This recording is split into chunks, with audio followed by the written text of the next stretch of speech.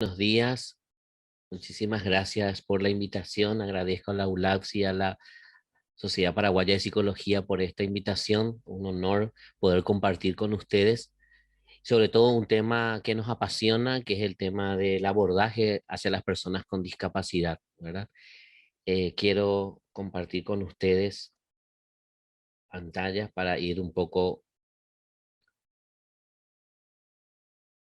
y realmente el tema es muy pertinente, el tema de los desafíos profesionales en el abordaje de la discapacidad. Y antes de entrar directamente a los desafíos, yo plantearía un poco ver desde qué paradigma vamos a hablar cuando hablamos, o sea, desde qué paradigma estamos hablando hoy cuando hablamos de situación o de personas con discapacidad. Yo sé que a lo mejor va a ser muy repetitivo para algunos, pero es importante visualizar nuestro paradigma, ¿verdad?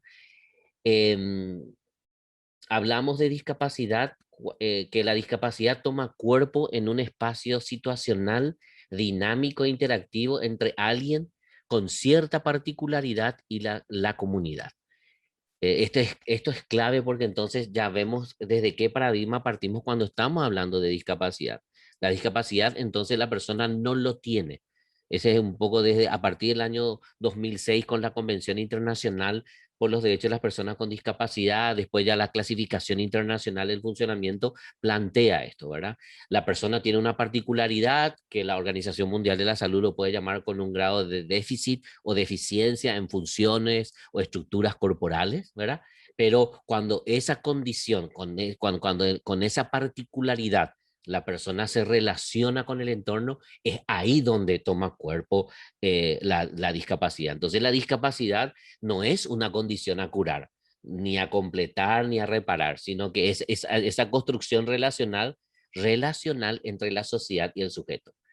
Entonces, la discapacidad es barrera, sí, la discapacidad es una barrera, pero ¿dónde? ¿Dónde ubicamos a la discapacidad? ¿Y por qué es una barrera? Porque está presente en el entorno y en el contexto. O sea, partamos desde este paradigma. Por eso inclusive yo celebro este encuentro latinoamericano. Muchos colegas ya van a estar escuchando y de hecho en muchos países de Latinoamérica ya se está implementando el término de personas en situación de discapacidad. Ahí nos ayuda un poco, el castellano ahí ayuda realmente a visibilizar o a entender desde qué paradigma estamos hablando. Porque realmente hoy por hoy cuando decimos personas con discapacidad y lo que manejan el castellano saben que ahí esa palabra con, esa conjunción con realmente hace como que se atribuye a la persona. Y realmente la discapacidad se está atribuyendo, y eso fue algo categórico que instaló la convención. La discapacidad se instala en el entorno, en el contexto, es algo externo a la persona. Por eso es una persona con barreras, que las barreras están en el entorno. Partiendo de esta base, realmente, entonces un poco analizando este paradigma, tenemos que definitivamente nosotros en nuestra profesión, ¿verdad? El tema el abordaje de nuestra profesión tiene que abandonar el modelo médico, ¿verdad? Porque hoy por hoy, y ustedes saben, acá quiero hacer un recuento rápido del tema de la evolución histórica del abordaje de la discapacidad. Era un modelo médico, un modelo biológico, un modelo social, y hoy por hoy estamos hablando de un modelo biopsicosocial, ¿verdad? Que después más adelante voy a detallar un poquitito. Pero definitivamente, en nuestro abordaje profesional, tenemos que abandonar ese modelo médico. ¿Y por qué tenemos que abandonar ese modelo médico? Porque ese modelo médico descartaba o descarta el tema de que las personas con discapacidad puedan alcanzar una funcionalidad e independencia.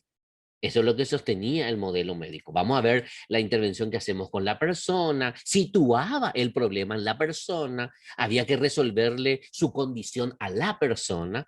Entonces, ese es el modelo médico que hay que descartar definitivamente de nuestro abordaje profesional. Entonces, la discapacidad está asociada a factores ambientales. Es ahí donde entra, y después vamos a hablar de la transdisciplinaridad y todo lo que tenemos que hacer nosotros como psicólogos, trabajar con otros, con otras ciencias, diríamos, para poder hacer un abordaje integral de las personas con discapacidad. Y sobre todo, evaluar, medir, detectar, identificar, disminuir, eliminar todo lo que significa barrera en los factores ambientales. Porque el problema está en el entorno, porque la situación se da como barrera en el entorno, entonces nosotros desde nuestra profesión teníamos que hacer esa intervención. Que el modelo médico no nos permitía, no descarta factores ambientales, o sea, descarta luego la presencia de factores ambientales el modelo médico. Las reacciones que pueda presentar una persona con discapacidad dentro de este modelo médico, como ansiedad, desórdenes de humor o sentimientos de desesperanza, eran estrictamente relacionadas solo a la persona y excluían o rechazaban lo relacionadas al entorno, al contexto, a una exclusión que ellos viven por diferentes factores, ¿verdad? O al rechazo que la persona puede generar, o sea, que puede sentir, o el rechazo que realmente se da, o una exclusión que se da efectivamente por mecanismos que se genera en el entorno, en el sistema, y que directamente perjudica o va directamente relacionada a la persona. Es el modelo médico descartaba. La intervención era, bueno, vos tenés que superar, vos tenés que hacer todos los mecanismos y la estrategia eran como que superá vos, vamos adelante, tu autoestima, etcétera, pero sin tener en cuenta los factores ambientales. Hoy por hoy, decimos nosotros en nuestro abordaje hacia personas con discapacidad, hacia a personas en situación de discapacidad, tenemos que abandonar este modelo. Y entonces, ¿qué modelo es el que tenemos que instalar? O sea, ¿cuál sería el modelo de intervención en nuestra profesión, ¿verdad? Implementar el modelo biopsicosocial, ¿verdad? Donde las intervenciones deben realizarse tomando en cuenta aspectos sociales y comunitarios. Y acá es un dato interesante, si nosotros hacemos referencia a la Clasificación Internacional del Funcionamiento, la CIF, que fue aprobada por la OMS, que es un clasificatorio, diríamos, que va con la CIE, la Clasificación Internacional de Enfermedades, junto con la Clasificación Internacional del Funcionamiento de la Discapacidad y la Salud, totalmente vinculado, hacen a ese nuevo paradigma que ya nació desde de la OMS, Organización Mundial de la Salud, en el año 2001, y que coloca un dato interesante y un elemento relevante que coloca la OMS. Nos exige a nosotros, los profesionales de la salud sobre todo, el tema de codificar también, categorizar, codificar, describir el tema de la funcionalidad, codificar los factores ambientales, el entorno, cosa que nosotros antes no lo codificábamos. Por ejemplo, en la CIEVO podés codificar todo lo que es patología, la nomenclatura terrible que encontramos en cuanto a las patologías, clasificamos la CIE, ¿verdad? Y el elemento fundamental que colocó es la CIF, ¿verdad? Que codificaba los factores externos. Y otro elemento fundamental, por eso dice, tomando en cuenta aspectos sociales y comunitarios, era que definitivamente nosotros ya desde la clasificación internacional abandonábamos el enfoque único, ¿verdad? Patológico de las personas con discapacidad. ¿Qué quiere decir esto? Decíamos que el síndrome de Down, perdón, una persona con síndrome de Down, ¿verdad? Era idéntica a otra persona con síndrome de Down en cuanto a sus emociones, en cuanto a sus sentimientos, en cuanto a todos sus afectos, etcétera, inclusive en sus relaciones interpersonales, porque teníamos como una categoría, ¿verdad? Entonces, el joven o la persona adulta con síndrome de Down, estoy diciendo cualquier síndrome, pero en una situación de discapacidad, era idéntica aquí en Paraguay, en Angola, en México y en Estados Unidos. Entonces, ¿qué planteó la CID? Un ratito, tengamos en cuenta los factores y los elementos culturales, tengamos en cuenta los aspectos sociales y comunitarios, ¿verdad? Después tenemos el tema de la perspectiva transdisciplinar, por una atención integral de las personas con discapacidad. Definitivamente nosotros, cuando trabajamos como psicólogos en el abordaje de discapacidad, tenemos que trabajar coordinadamente, articuladamente, ¿verdad? En red, inclusive en ese espacio transdisciplinar, fortalecer ese espacio transdisciplinar. Tenemos que imbuirnos de otras disciplinas como para poder hacer ese abordaje integral. ¿Verdad? Desde aspecto antropológico, sociológico y psicológico, o sea, tenemos que imbuirnos de otra ciencia, compartir, debatir, investigar, etcétera. Incidir en la población en general, en la comunidad, modificar factores que predisponen la discapacidad. Y es que esto es clave para nuestro abordaje.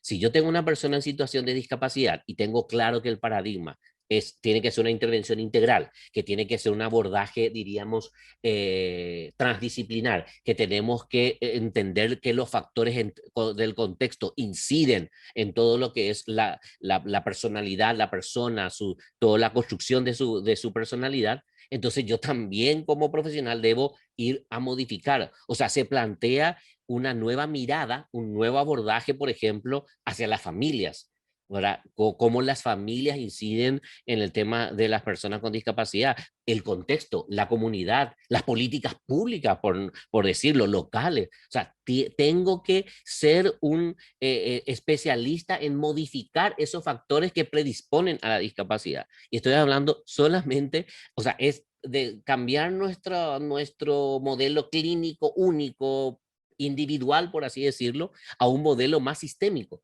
Necesariamente el profesional que trabaja en discapacidad tiene que abordarlo desde un enfoque sistémico, ¿verdad?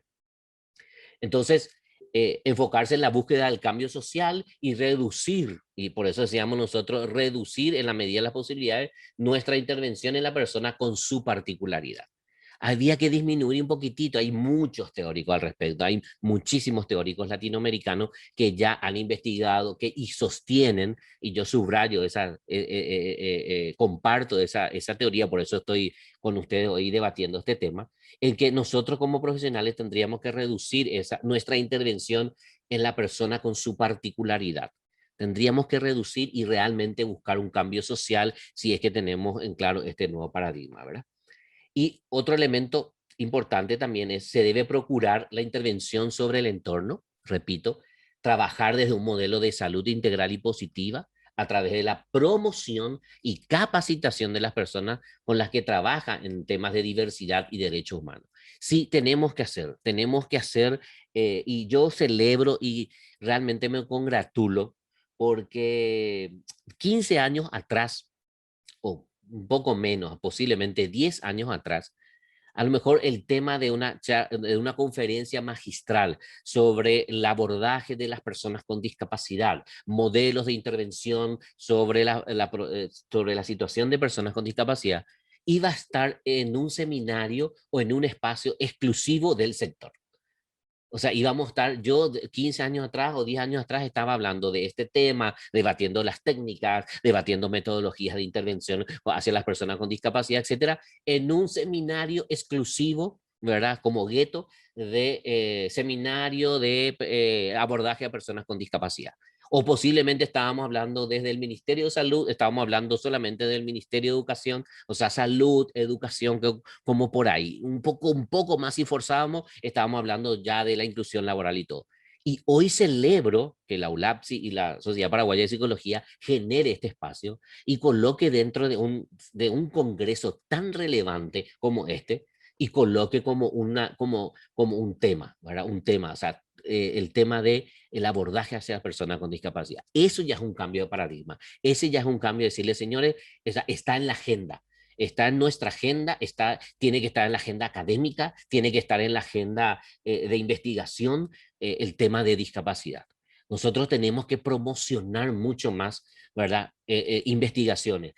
La neurociencia aporta mucho, en tema de la particularidad posiblemente, y se celebra y fantástico, pero avanzar un poco, y sobre todo yo siempre digo la academia, avanzar en ese elemento y en ese aspecto de investigaciones desde este paradigma. Avanzar en el tema del entorno, avanzar en el tema por ejemplo, investigaciones sobre cómo se está dando. A ver, planteamos en Paraguay que muchos niños, yo digo una frase célebre, por ejemplo, en educación, que nos hemos pasado diagnosticando al niño, y hoy llegó el momento de, además de diagnosticar al niño, tenemos que diagnosticar las tareas. Tenemos que instalar de vuelta lo que nosotros avanzamos en mucho, posiblemente, y psicología aportó mucho en lo que es la metacognición, que es el tema de cómo se piensa, cómo se construye, cómo se hace ese proceso. Tenemos que poner nuestra mira a diagnosticar las tareas, y eso es el paradigma del abordaje con el entorno, ¿verdad? El profesional de psicología debe ser un agente, ¿verdad? Debe ser un agente catalizador para la toma de conciencia de las actitudes. Fíjense lo que estamos diciendo. Actitudes que obstruyen a las posibilidades de inclusión y desarrollo de este colectivo. Definitivamente. Nosotros acá en Paraguay decimos, y yo respeto, no voy a decir una frase en guaraní porque sé que estamos en Latinoamérica, pero hay una frase clásica que dice, si el sacerdote dice, ya es palabra mayor, pa ije ima. O sea, el que es como que se respeta lo que dice el médico, lo que dice el... Entonces también esa frase quiero llevar, o sea, si un psicólogo le dice a una familia o manifiesta en un informe de que este niño es así, o le etiqueta, le diagnostica y le sentencia, ahí está el tema. Yo siempre digo que cuidado con nuestras sentencias, ¿verdad? Porque nosotros deberíamos ser catalizadores para la toma de conciencia de actitudes, que de este cambio de paradigma, de este cambio de abordaje, nosotros tenemos que sentirnos, porque a nosotros como profesionales de psicología, como ciencia, nos van a escuchar. Ah, el psicólogo o la psicóloga ya me dijo luego, cuidado que él no va a poder. El psicólogo y la psicóloga me dijo luego que hay que cambiar y modificar el entorno, que hay que cambiar la actitud en el entorno. Entonces, esos son mensajes que nosotros tenemos que llevar siempre adelante, ¿verdad? Otro elemento, investigación que develen los factores ambientales y actitudinales y sus condiciones de vida. O sea, tenemos que trabajar en eso, en promover, por eso decía yo, la academia tiene que promover la investigación de los factores ambientales y actitudinales que restringen sus condiciones de vida.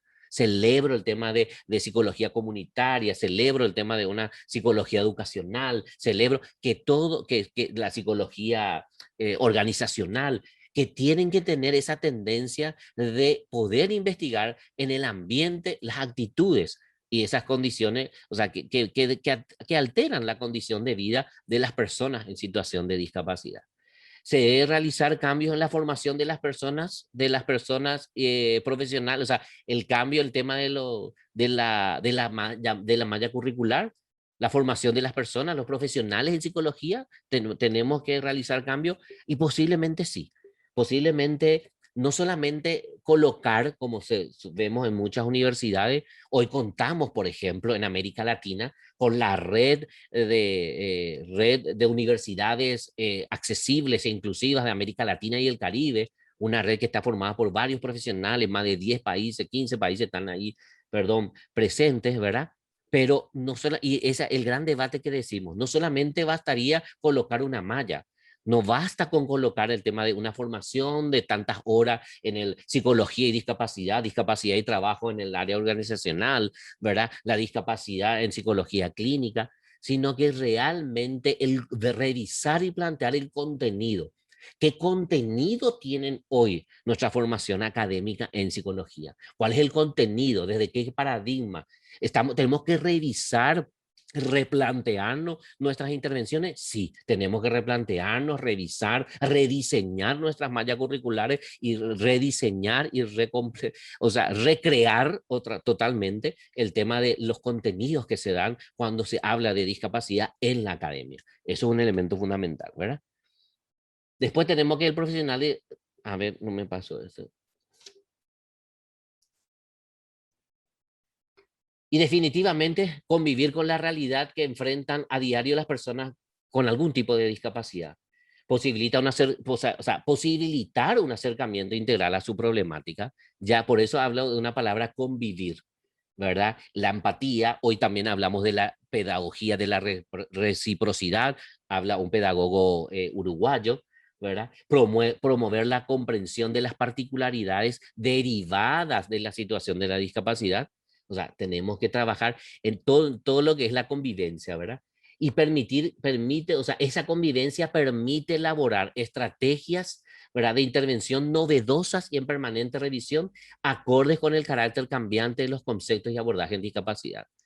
Muchos colegas, muchos suelen escuchar las frases célebres, sobre todo en Paraguay, siempre me dicen, cada vez cambian los conceptos, cada vez están planteando nuevas terminologías, etcétera. Claro, lo que pasa es que evoluciona el concepto y el abordaje Y nuestra profesión tiene que acompañar esa evolución.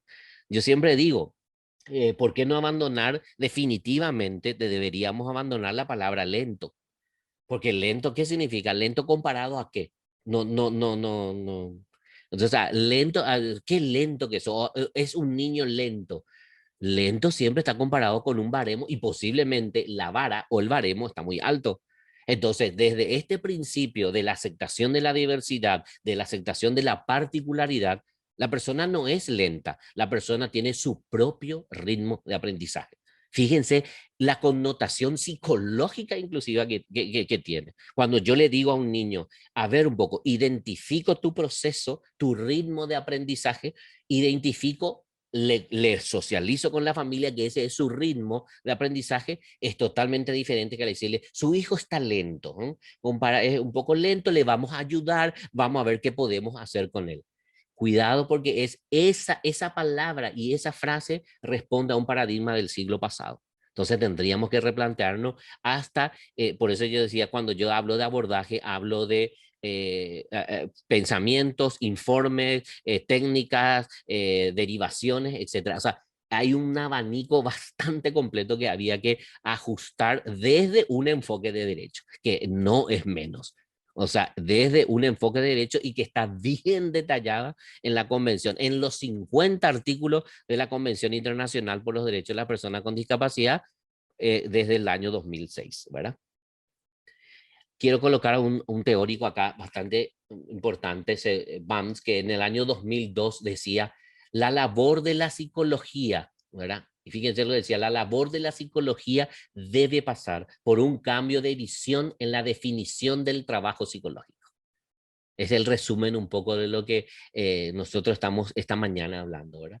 Implica transitar de lo individual a lo sistémico, que ya dijimos, de lo remedial a lo preventivo, ¿verdad? Si nosotros modificamos, si nosotros alteramos el ambiente, si nosotros definitivamente estamos convencidos de este paradigma, estamos trabajando en el tema preventivo de muchos factores, ¿verdad? Y del trabajo aislado al trabajo en equipo. ¿No? Eso no es nuevo, nosotros, nadie tiene la receta, entonces definitivamente nosotros ya no podemos decir una intervención, un abordaje ahí solitos. Nosotros, yo profesional y el usuario y yo, ¿verdad? Sino que realmente tenemos que aprender a trabajar en equipo, ¿verdad? Y bueno, a ver un poco, por ahí me quedo